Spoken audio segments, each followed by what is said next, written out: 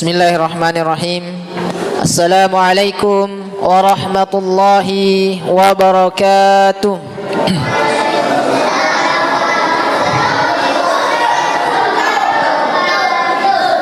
Alhamdulillahi ala ihsanihi wa syukru lahu ala taufiqihi wa amtinaihi.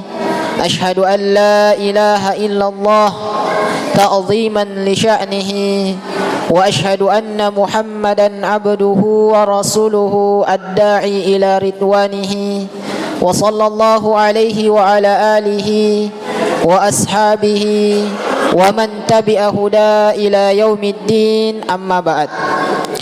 Ma'asyaral muslimin wal muslimat rahimani wa rahimakumullah. Jamaah salat Isya, Bapak Ibu yang insyaallah dimuliakan dan dirahmati oleh Allah Subhanahu wa taala.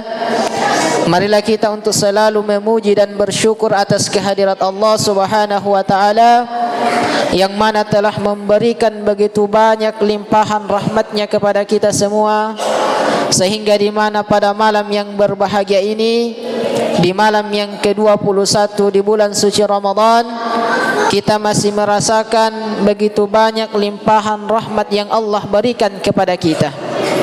Di antaranya kita masih merasakan yaitu kesehatan, kesempatan dan juga nikmat iman dan Islam, yang dimana jamaah jika kita ingin menghitung nikmat-nikmat Allah, maka kita tidak akan mampu untuk bisa menghitungnya. Wa in ta'uddu nikmatallahi la tuhsuha. Jika engkau ingin menghitung nikmat-nikmat Allah, la tuhsuha, engkau niscaya tidak akan mampu untuk bisa menghitungnya. Kemudian salam serta salawat semoga selalu tercurahkan atas junjungan kita Nabiullah Muhammad sallallahu alaihi wasallam, Nabi yang terakhir diutus oleh Allah Subhanahu wa taala ke permukaan bumi ini sebagai rahmatan lil alamin, sebagai uswatun hasanah. Ia kami nambajika untuk nipinawang. Hadirin jamaah salat Isya dan tar yang insyaallah dimuliakan dan dirahmati oleh Allah Subhanahu wa taala, yang akan menjadi pembahasan kita pada kesempatan kali ini yaitu besarnya pahala kesabaran. Ya, mengenai kesabaran jamaah sekalian, ulama kita membagi kesabaran itu menjadi 3. Yang pertama ada namanya bersabar di dalam menghadapi ujian atau musibah. Kemudian yang kedua bersabar di dalam meninggalkan larangan-larangan Allah. Dan yang ketiga yaitu bersabar di dalam menjalankan perintah-perintah Allah Subhanahu wa taala. Namun yang akan kita fokuskan jamaah sekalian yaitu poin yang pertama, yaitu bersabar di dalam menghadapi ujian atau musibah dari Allah Subhanahu wa taala. Di dalam hadis yang diriwayatkan oleh Abu Hurairah radhiyallahu an, Rasulullah sallallahu alaihi wasallam bersabda, "Ma yusibul muslima min nasabin wala wasabin wala hammin wala huznin wala adan wala ghammin hatta syaukati yushakuha illa kaffarallahu biha min khatayah." Tidak ada sesuatu pun yang menimpa seorang muslim, baik itu berupa kelelahan, sakit, kecemasan, penyakit, kesusahan hingga duri yang menusuknya, illa kaffarallahu biha min khatayah, kecuali Allah akan menghapuskan, Allah akan menggugurkan dosa-dosanya. Di dalam hadis ini jamaah sekalian dikatakan, walaupun duri yang menusuk kita jamaah sekalian, kemudian kita mampu bersabar di atasnya, maka Allah Subhanahu wa taala akan menggugurkan dosa-dosa kita. Bagaimana lagi ketika kita diuji dengan ujian yang lebih besar? Tentu lebih banyak lagi dosa-dosa kita yang akan dihapuskan oleh Allah Subhanahu wa taala. Kemudian orang yang bersabar jamaah sekalian, ketika ditimpa musibah oleh Allah Subhanahu wa taala, Allah Subhanahu wa taala menjanjikannya yaitu pahala yang sangat besar. Kata Allah Subhanahu wa taala, "Innallaha yuwaffas sabiruna ajrahum bighairi hisab." Orang-orang yang bersabar itu akan diberikan oleh Allah Subhanahu wa taala balasan bighairi hisab, tanpa perhitungan. Saking besarnya pahala yang didapatkan sehingga tidak bisa dihitung besarnya jamaah sekalian. Oleh karena itu jamaah sekalian, kita sebagai manusia yang hidup di dunia ini, kita akan mendapatkan yang namanya ujian. Kata Allah Subhanahu wa taala, "Walanabluwannakum," dan sungguh kami akan menguji kalian. Di dalam ayat ini menjelaskan jamaah sekalian bahwasanya selama kita hidup di dunia, maka Allah Subhanahu wa taala akan memberikan kepada kita berupa ujian. Namun ujian kita berbeda-beda jamaah sekalian. Mungkin ada yang diuji dengan sempitnya ekonominya, atau ada yang diuji dengan bagus ekonominya tapi hubungan dengan keluarganya bermasalah, dan seterusnya. Kita ini tidak akan lepas dari yang namanya ujian. Sehingga ketika kita mampu menghadapi ujian yang Allah berikan kepada kita, maka kita akan mendapatkan pahala yang sangat besar. Bahkan dosa-dosa yang pernah kita lakukan itu akan digugurkan oleh Allah Subhanahu wa taala. Kemudian jamaah sekalian, diterangkan di dalam riwayat Ibnu Majah bahwasanya ketika Allah Subhanahu wa taala pertama kali menghamparkan yang namanya padang mahsyar, maka manusia di dalamnya akan dibagi menjadi dua golongan. Yang pertama ada namanya ahlul musibah, dan yang kedua ada namanya ahlul afiyah. Siapa itu ahlul musibah jamaah sekalian?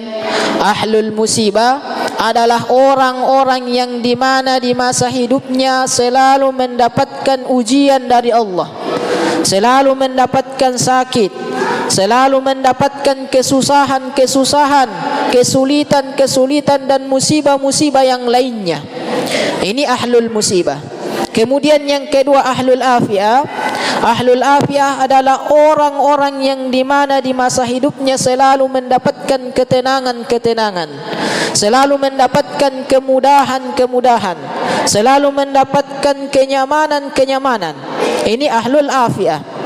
Maka ketika Allah Subhanahu wa taala pertama kali menghamparkan pada mahsyar, kemudian manusia dibagi menjadi dua golongan. Yang pertama tadi ahlul musibah, dan yang kedua ahlul afiyah. Maka Allah Subhanahu wa taala memerintahkan kepada para malaikatnya, uhsubu, hisab dulu mereka. Maka mereka ini dihisab oleh malaikat-malaikat Allah. Dan yang pertama kali dihisab jamaah yaitu ahlul musibah. Ketika ahlul musibah ini dihisab oleh malaikat-malaikat Allah, apa kata para malaikat jamaah? Malaikat mengatakan, "Ya Rabbi, ya Tuhan kami, sesungguhnya dosa-dosa ahlul musibah ini tinggal sedikit ya Allah." Kenapa tinggal sedikit jamaah sekalian? Karena banyaknya ujian yang dia hadapi ketika di dunia, sehingga dengan ujian tersebut dosa-dosanya digugurkan oleh Allah Subhanahu wa taala. Kemudian setelah itu Allah Subhanahu wa taala berfirman lagi kepada para malaikatnya. Allah Subhanahu wa taala mengatakan, "U'tuhum thalatha." Berikan kepada ahlul musibah 3 perkara atas apa yang telah aku persulit kepadanya ketika di dunia. Jadi di sini ahlul musibah jamaah sekalian itu akan diberikan oleh Allah Subhanahu wa taala 3 perkara. Yang pertama, kata Allah Subhanahu wa taala, berikan kepada ahlul musibah afiyah.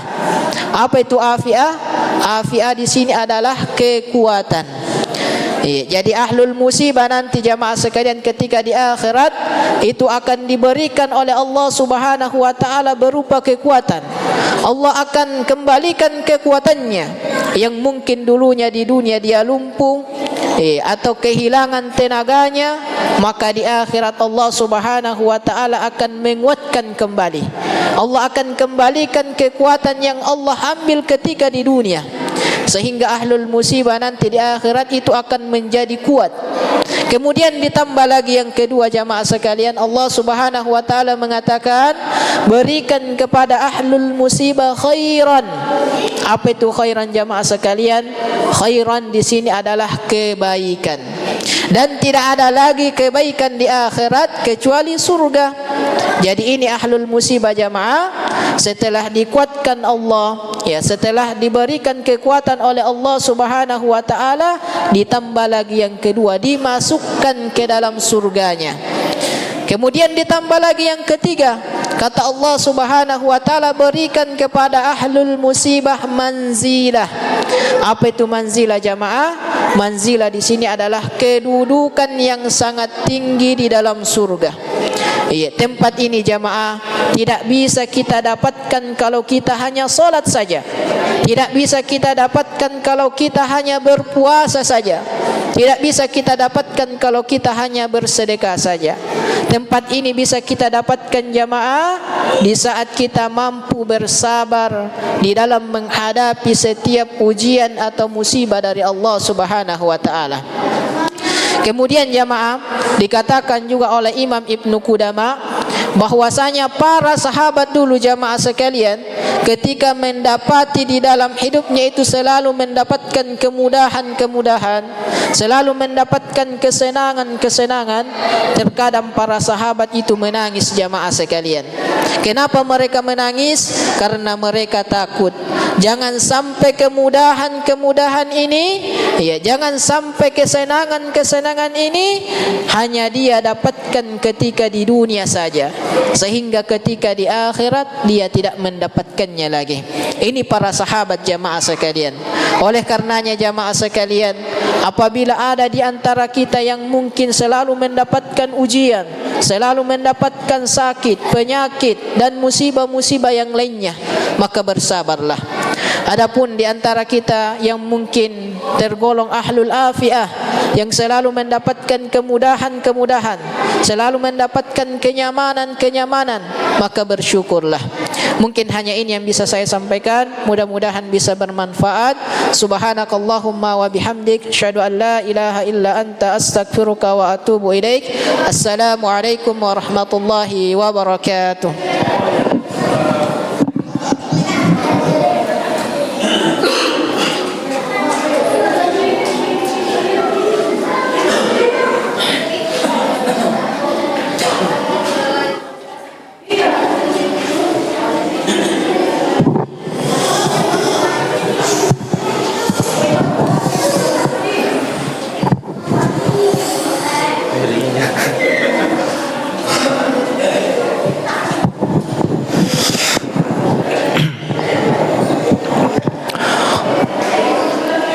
Sawu sufufakum fa inna taswiyata sufuf min tamamis shalah. Lurus dan rapatkan shaf, isi shaf-shaf yang masih kosong. Diharap kepada anak-anak kecil untuk tidak ribut di belakang.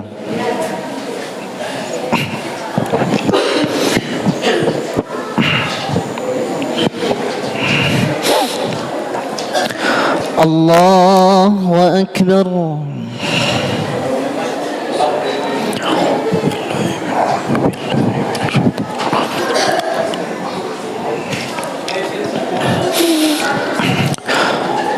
Alhamdulillahi Rabbil Alamin, Ar-Rahmanir Rahim,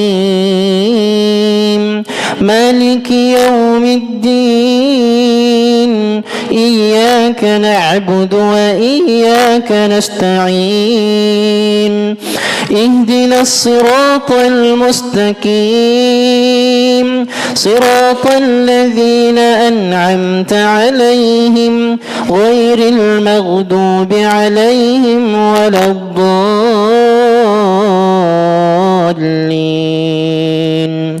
Amin.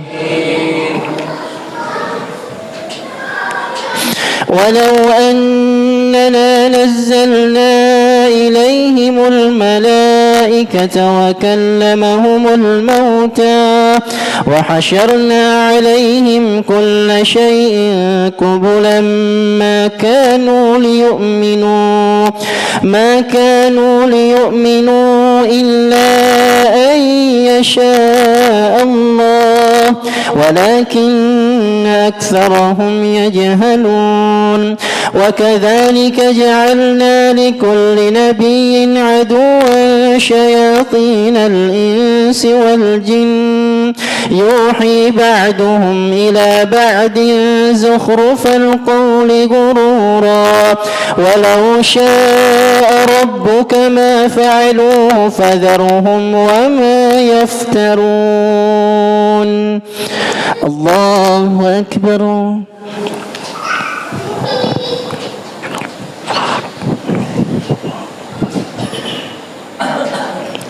سمع الله لمن حمده. الله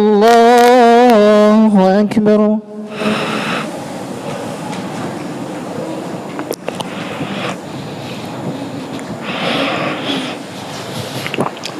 الله أكبر.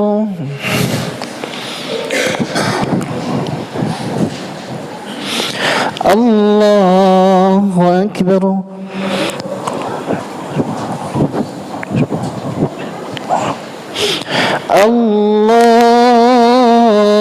الله أكبر.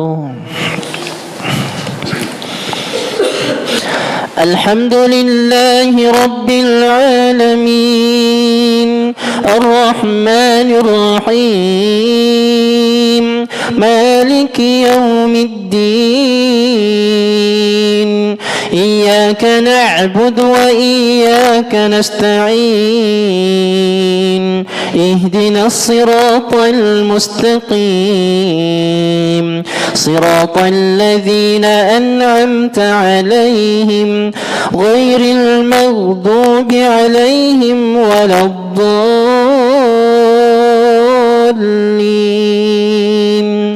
آمين.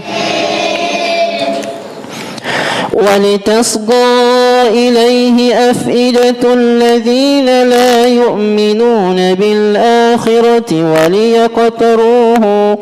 ولتصغى إليه أفئدة الذين لا يؤمنون بالآخرة وليرضوه وليقترفوا ما هم مقترفون. أفغير الله يبتغي حكما وهو الذي أنزل إليكم الكتاب مفصلا والذين آتيناهم الكتاب يعلمون أنه منزل من ربك بالحق فلا تكونن من الممترين. الله أكبر.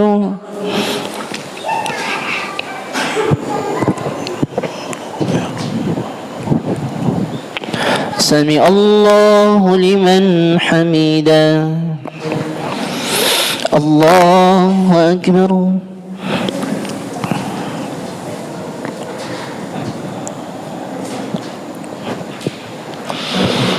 الله أكبر.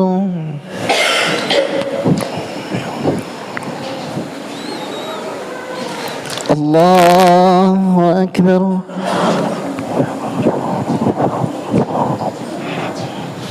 الله أكبر.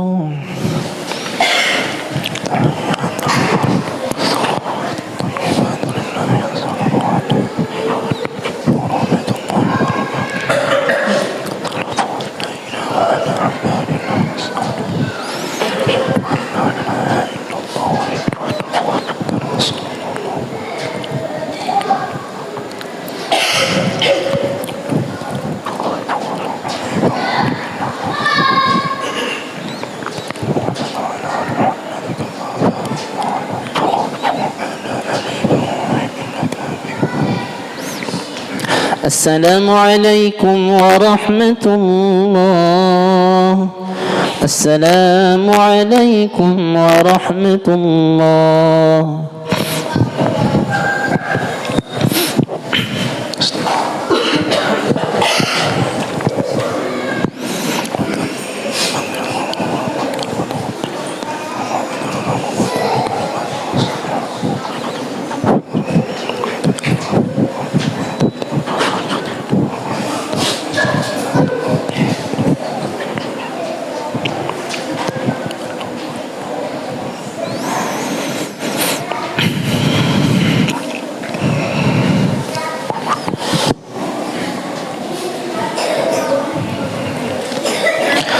الله أكبر.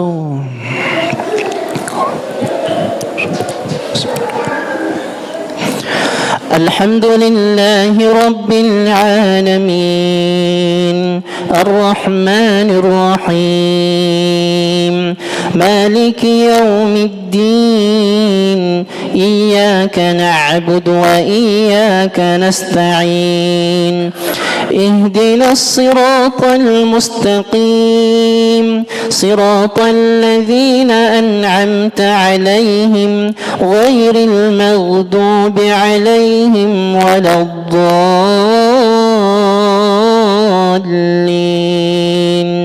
آمين.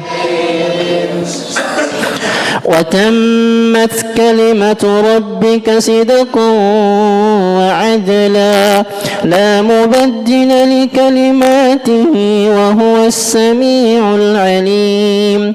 وإن تطع أكثر من في الأرض يضلوك عن سبيل الله إن يتبعون إلا الظن وإن هم إلا يخرصون. إن ربك هو أعلم من يضل عن سبيله وهو أعلم بالمهتدين. الله أكبر.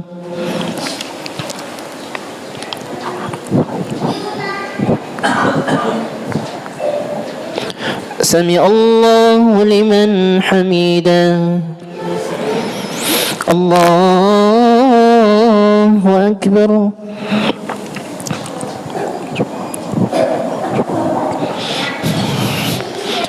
الله أكبر.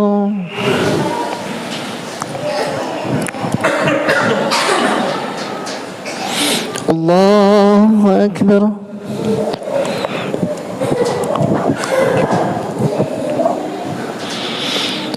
الله أكبر. الحمد لله رب العالمين الرحمن الرحيم مالك يوم الدين إياك نعبد وإياك نستعين اهدنا الصراط المستقيم صراط الذين أنعمت عليهم غير المغضوب عليهم ولا الضالين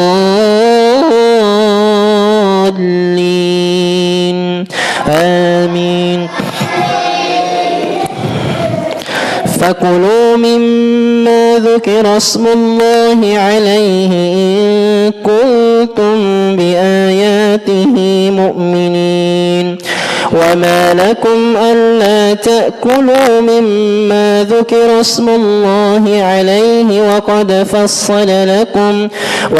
فصل لكم ما حرم عليكم إلا ما اضطررتم إليه وإن كثيرا ليضلون بأهوائهم بغير علم إن ربك هو أعلم بالمعتدين. الله أكبر.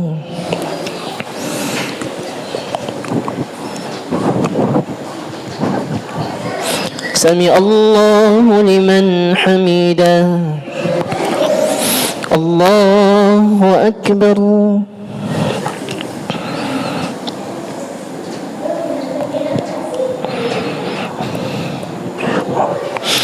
الله أكبر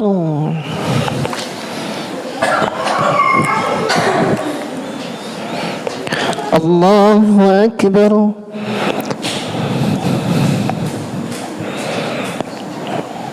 الله أكبر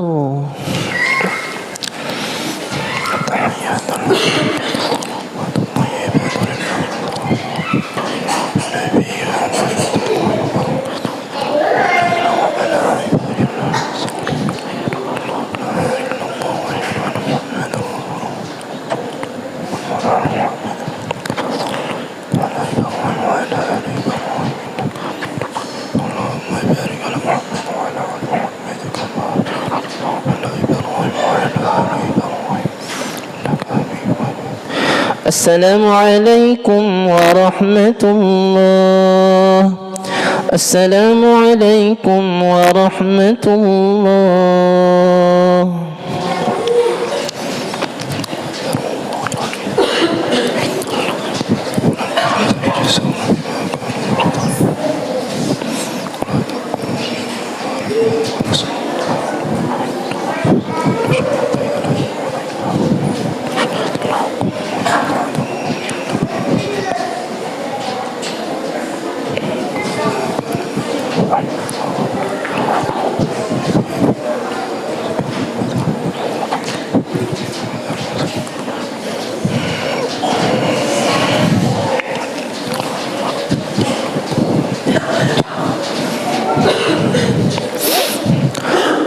الله أكبر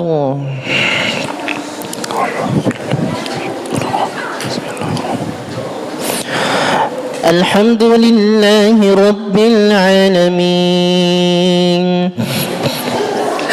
الرحمن الرحيم مالك يوم الدين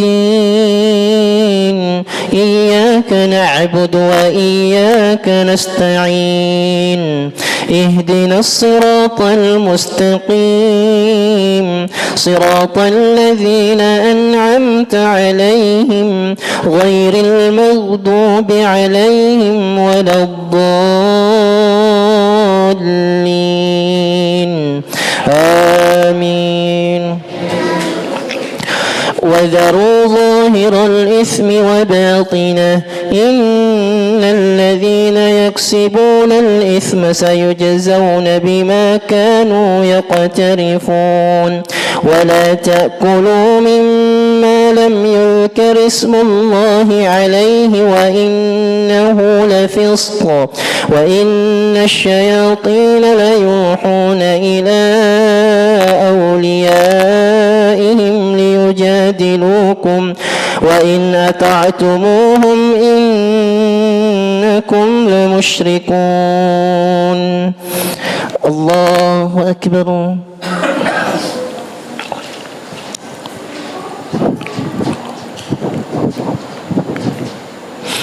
سمع الله لمن حمده الله أكبر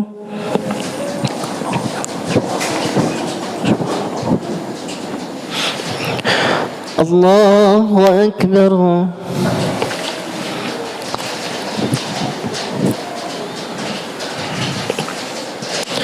الله أكبر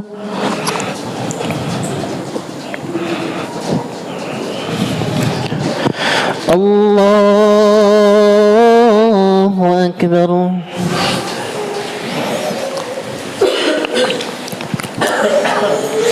الحمد لله رب العالمين الرحمن الرحيم مالك يوم الدين إياك نعبد وإياك نستعين اهدنا الصراط المستقيم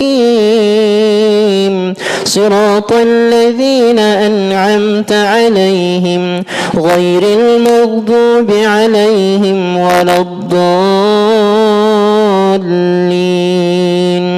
آمين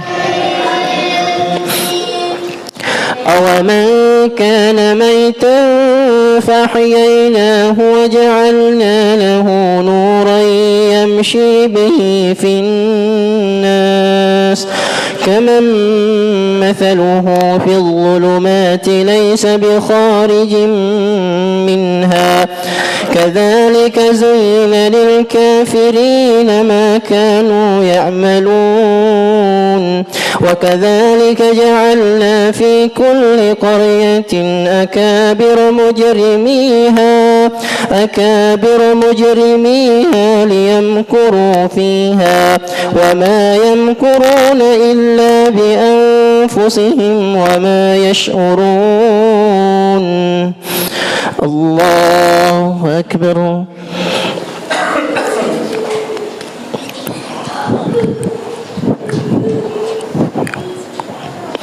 سمع الله لمن حمده.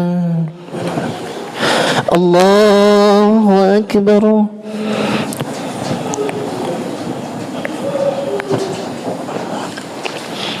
الله أكبر.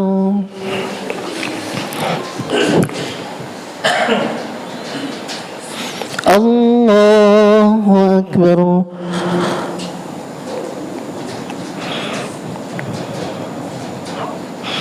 الله أكبر.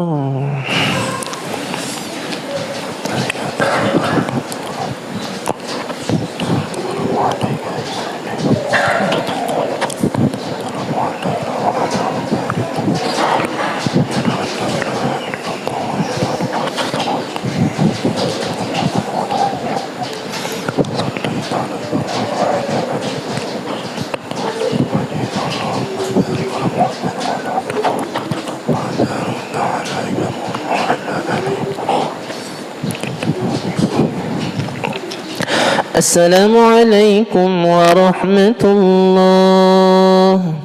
السلام عليكم ورحمة الله.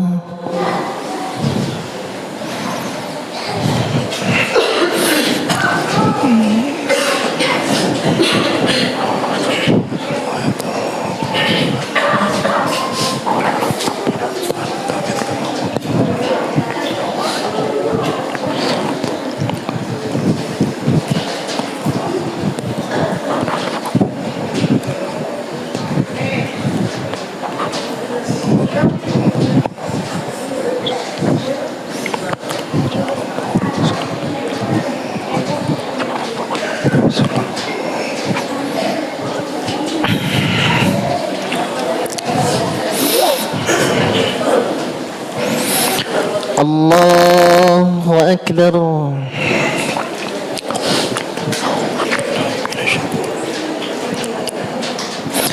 الحمد لله رب العالمين الرحمن الرحيم مالك يوم الدين إياك نعبد وإياك نستعين اهدنا الصراط المستقيم صراط الذين أنعمت عليهم غير المغضوب عليهم ولا الضالين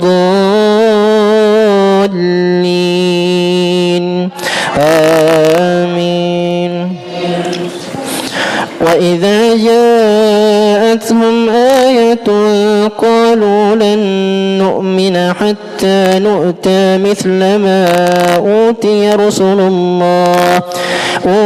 رسل الله الله أعلم حيث يجعل رسالته سيصيب الذين أجرموا صغار عند الله وعذاب شديد بما كانوا يمكرون.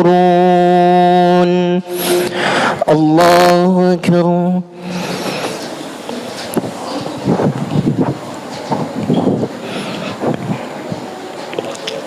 سمع الله لمن حمده.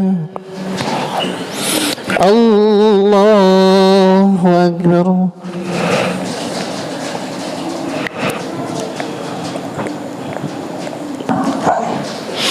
الله أكبر.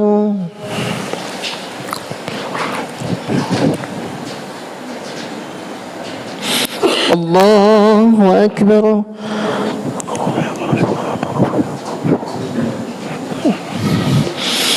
الله أكبر.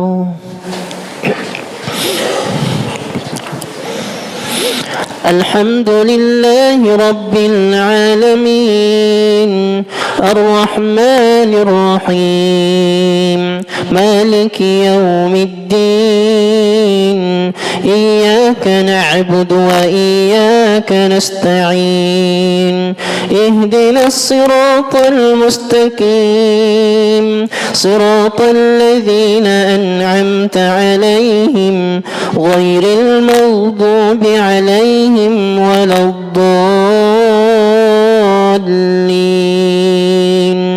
آمين. فمن يرد الله أن يهديه يشرح صدره للإسلام ومن يرد أن يضله يجعل صدره ضيقا حرجا كأنه يصعد في السماء كذلك يجعل الله الرجس على الذين لا يؤمنون وهذا صراط ربك مستقيما قد فصلنا الآيات لقوم يذكرون. الله أكبر.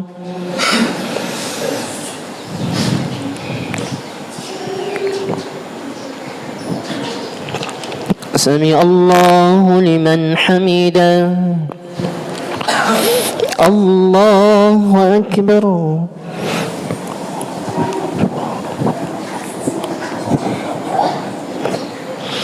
الله أكبر.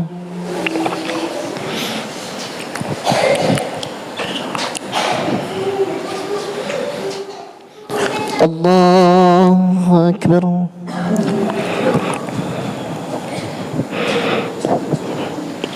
الله أكبر.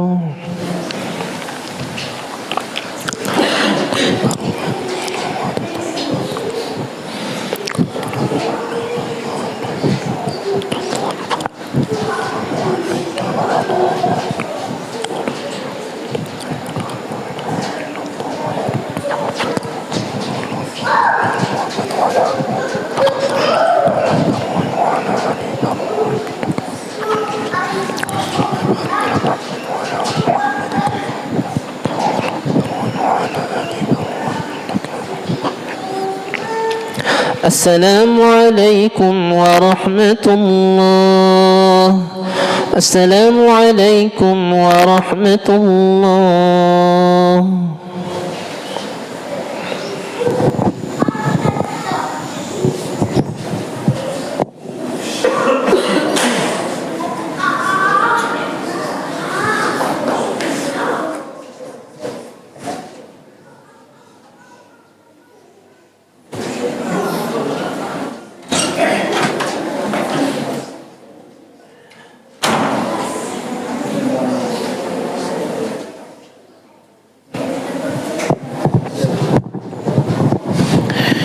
witir.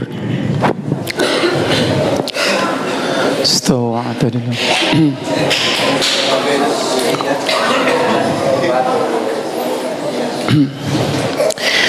Allahu Akbar.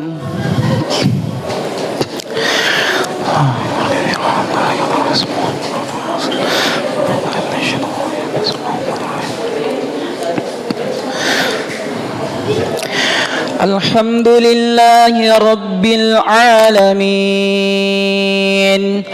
الرحمن الرحيم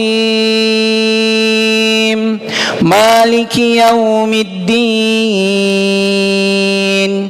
إياك نعبد وإياك نستعين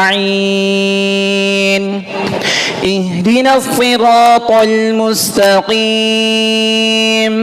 صراط الذين أنعمت عليهم غير المغضوب عليهم ولا الضالين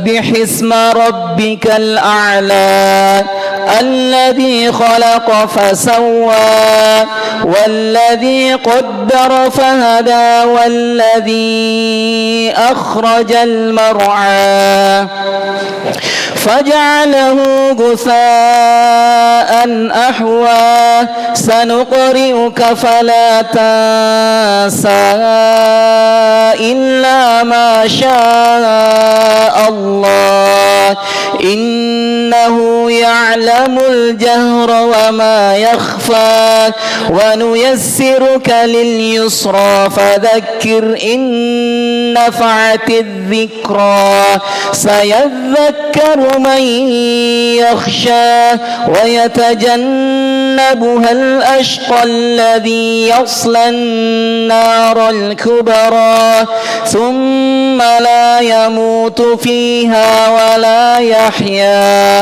قد أفلح من تزكى وذكر اسم ربه فصلى بل تؤثرون الحياة الدنيا والآخرة خير وأبقى إن هذا لفي الصحف الأولى صحف إبراهيم وموسى. الله أكبر.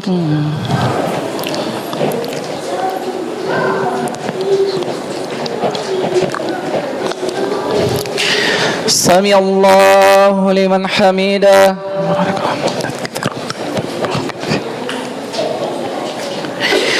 الله أكبر.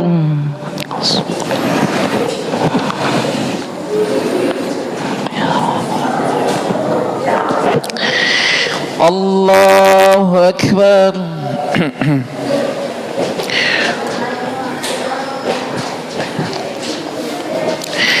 الله أكبر.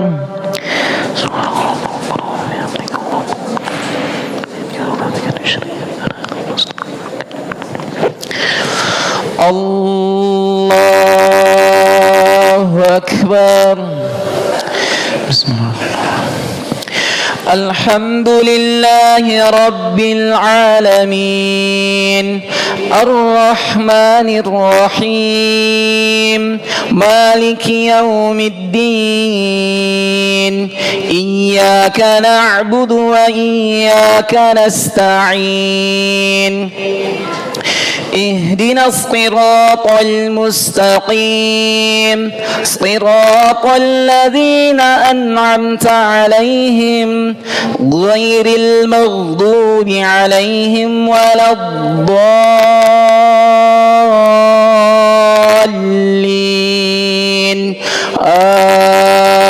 آمين. قل يا أيها الكافرون لا أعبد ما تعبدون ولا أنتم عابدون ما أعبد ولا أنا عابد ما عبدتم ولا أنتم عابدون ما أعبد لكم دينكم ولي دين. الله أكبر.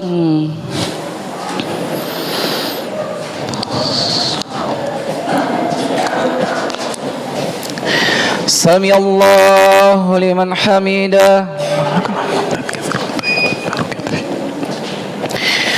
الله أكبر.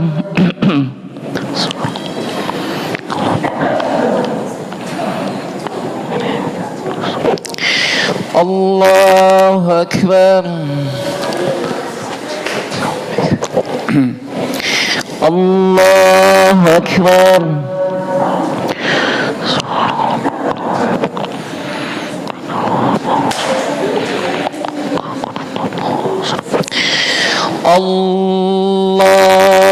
الله أكبر. بسم الله الرحمن الرحيم. الحمد لله رب العالمين الرحمن الرحيم مالك يوم الدين إياك نعبد وإياك نستعين اهدنا الصراط المستقيم صراط الذين أنعمت عليهم غير المغضوب عليهم ولا الضالين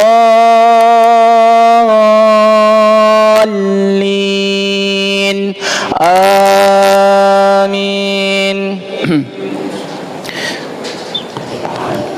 قل هو الله أحد الله الصمد لم يلد ولم يولد ولم يكن له كفوا أحد الله أكبر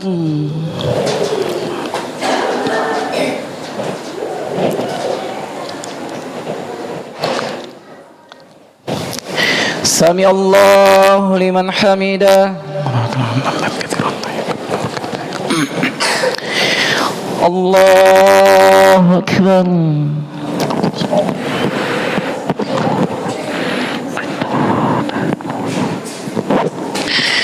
الله أكبر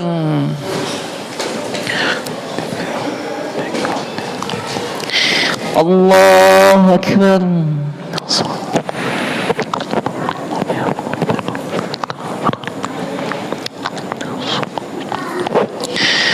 الله أكبر